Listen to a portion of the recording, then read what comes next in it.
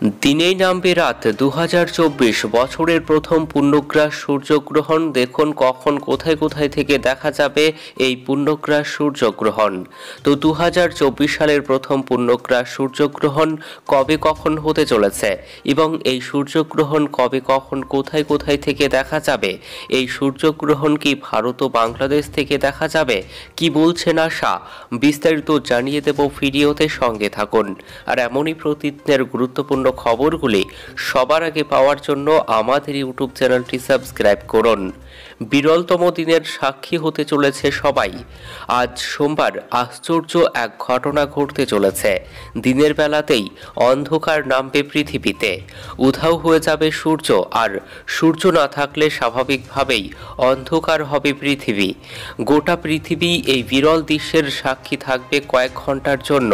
কিছু কিছু দেশে তো সম্পূর্ণ অন্ধকার হয়ে যাবে। আজ সোমবার 8ই এপ্রিল হতে চলেছে চলতি বছরের প্রথম পূর্ণগ্রাস সূর্যগ্রহণ। তবে এই সূর্যগ্রহণ প্রতি বছরে হওয়া সাধারণ সূর্যগ্রহণ নয়, এটি একটি বিরল সূর্যগ্রহণ, যেখানে সম্পূর্ণ ঢাকা পড়বে সূর্য, অন্ধকার হয়ে যাবে পৃথিবী। এটিকে পূর্ণগ্রাস সূর্যগ্রহণ বলে। 51 বছর বাদে প্রথমবার এমন ঘটনা ঘটতে চলেছে। বিজ্ঞানীরা জানিয়েছেন 8ই এপ্রিল ভারতীয় সময় রাত 9টা 12 মিনিট থেকে পূর্ণগ্রাস সূর্যগ্রহণ শুরু হবে।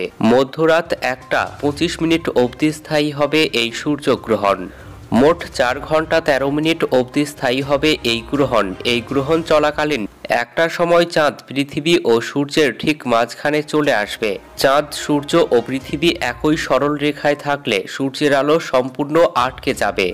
পৃথিবীর বুকে এক ফোঁটাও সূর্যের আলো পড়বে না। এই সূর্যগ্রহণের কারণে মোট 7.5 মিনিট সূর্য দেখা যাবে না।